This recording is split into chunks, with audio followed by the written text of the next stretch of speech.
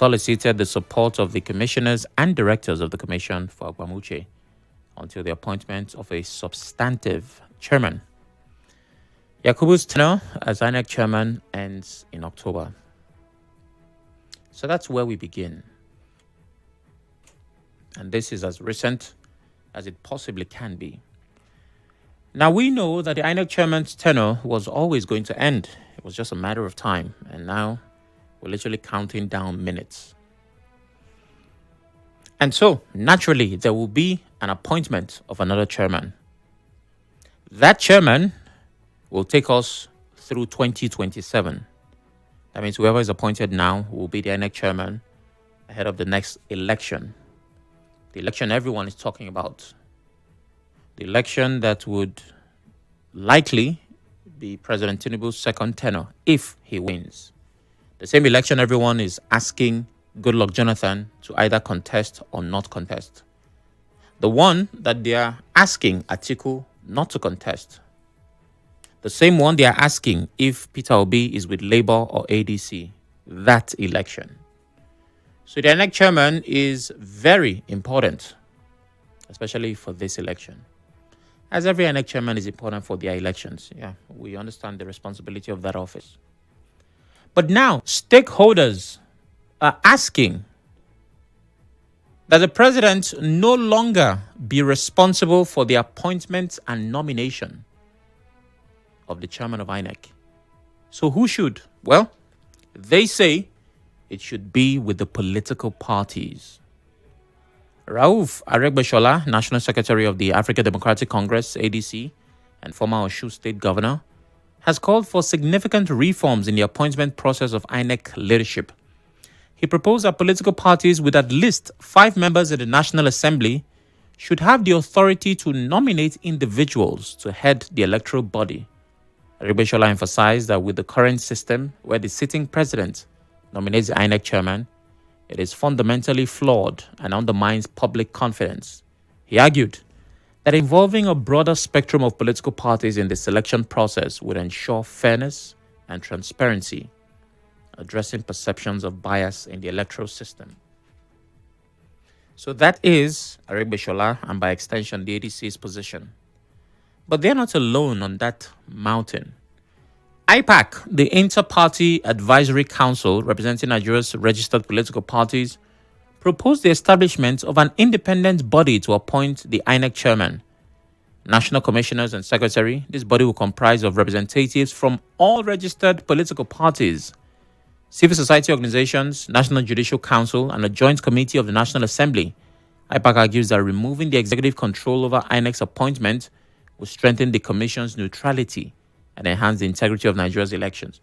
So IPAC is basically resonating Aregbesola's thoughts. But this time they've expanded it. They said, no, it's not just political parties. ADC says parties at the National Assembly with at least 5 reps. IPAC is saying, no, we don't need just parties. It has to be all the registered parties. So whether you have 5, you have 2, or you have nothing at National Assembly. It will also have civil society organizations, the National Judicial Council, and a joint committee of the National Assembly.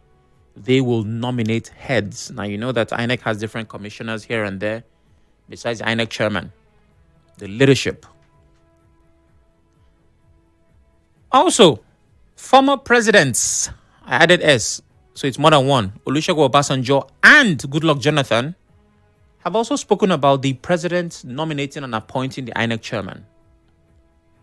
And they've all said it should not be under the purview of the president. Now, if you check the independence of INEC and ask yourself, what are the factors that affect INEC's independence? You would hear many reasons, but top on that list is executive influence. In other words, the presidency having such an influence that is very heavy on that position as to appointment, the power to hire and fire. So now that you have a background, my question is, if the power to nominate and appoint INEC chairman is removed from the president, would it make elections more credible? If political parties and not presidents nominate INEC leaders, would it in any way, shape, or form affect the credibility of our elections? Questions begging answers. The numbers to call 0817 923 0002. 0817 923 0003. WhatsApp is 080 903 416. Hello, good evening. Good evening. I want to call back from Alpha. All right, go ahead. Yes. Like the question we asked. It's moving. Yes. Are you hearing me? I'm struggling to. Oh.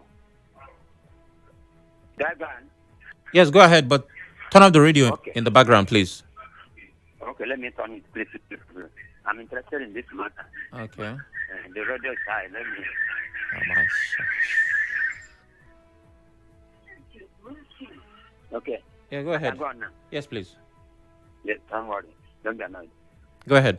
It will make some impact, but it will not make total impact.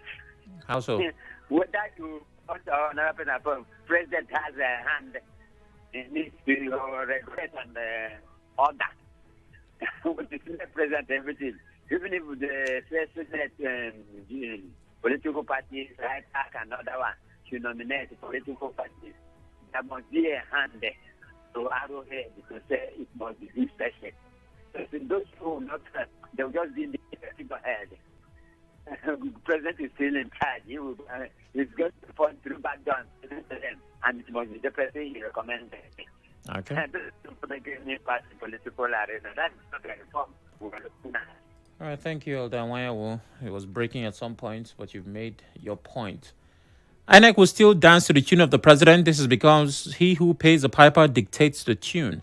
Since the president appoints the INEC chairman and also pays his salary, the INEC chairman must obey the president. Likewise, the judiciary, where judges are appointed by presidents or governors. Sir Barrister Gift Choko from Eche says, all right, and Ezeken from Ubimini. Hello, Ezeken. Good evening once more, SOC. Good evening. SOC, I think the process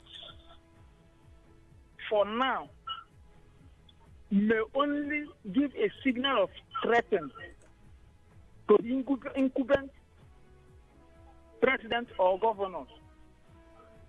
But I let me say that only something during 2031, because for now everybody is having something to make sure that the incumbency will have its way.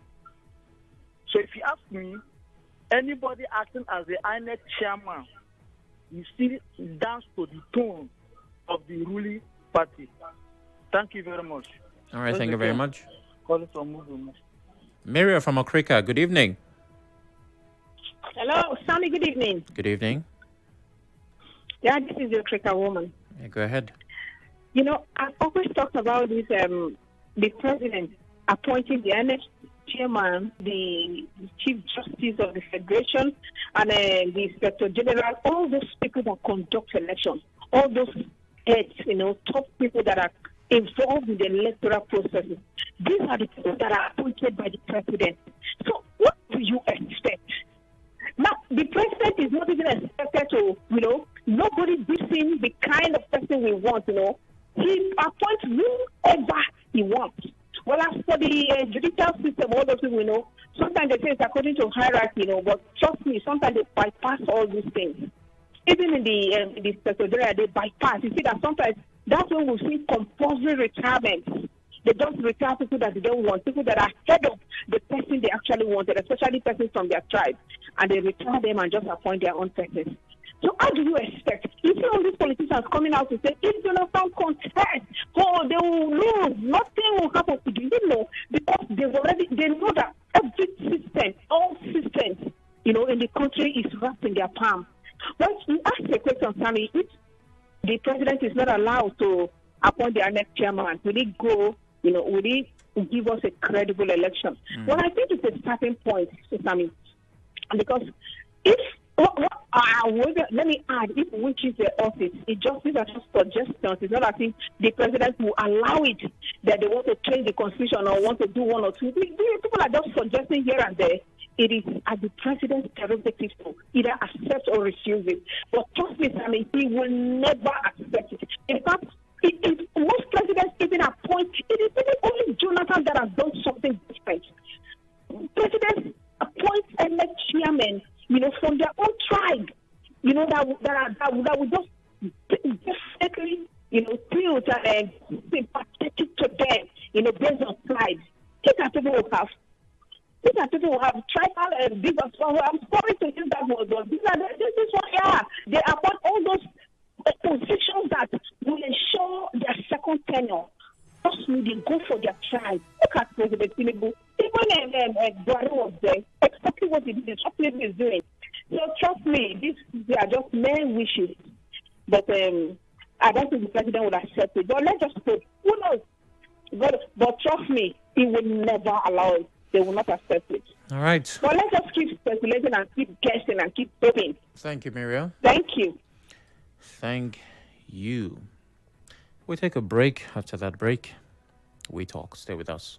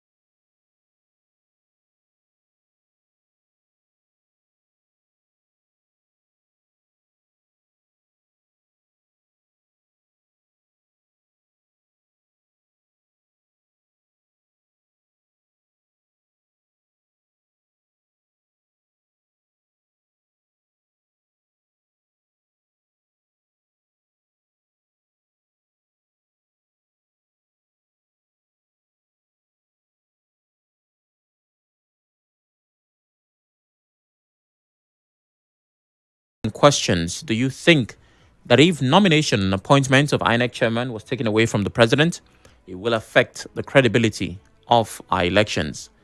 08179230002. But let's see, I think I'll make do with messages. Good evening. My say is that I want to ask. Okay, that's not for this conversation. Okay. Good evening. If the president that has prerogative and constitutional power to select INEC chairman, but irrespective of who is INEC chairman, if you do your homework effectively, opposition can still win elections, just like what happened through Goodluck, who was voted out as incumbent. So Ariboshola's narrative was sentimental, baseless, unfounded, and reckless. That's from Dr. Oludare Glorious. Okay. Matthew Ebube Jonathan says it will be a welcome development if presidents stop appointing INEC chairman. It will bring independence. The INEC chairman and members might be more independent and impartial if not appointed by the president, reducing the risk of bias towards the ruling party. Also, credibility will be seen. An independent appointment process could enhance the credibility of INEC and its leadership, increasing public trust in the electoral process. It will also reduce partisanship. If the president doesn't appoint the INEC chairman, it could reduce the perception of partisanship and allow the commission to function objectively. That's all I can take from your message, Matthew. Please, moving forward, keep it shorter. The appointment of INEC chairman by presidency is a sure win for the incoming election, Fidelis Elemoa says. Emeka calls from Owerri. Hello, Emeka. Good evening. All right, you have to keep it brief. Straight to the point, please. When I was making during the press when I said issue of INEC. If you don't get INEC right, if you don't get INEC right, my brother will be making a just point. Do you think the kind of politicians you have to get when in the political party, they are more than desperate. They can do anything. What am I saying? I don't want to clear all I want is let the president of this country have veto or no input on who will be the INEC chairman of this country. And there's another thing, if it is the National Judicial Council can do that, no problem. If it is the political parties that will do that, no problem. Another thing I want to ask is important. Can we have a situation whereby it must not be Mahmoudin that because the general election or presidential election? Can it be called state by state? After the state record, they will combine the whole state.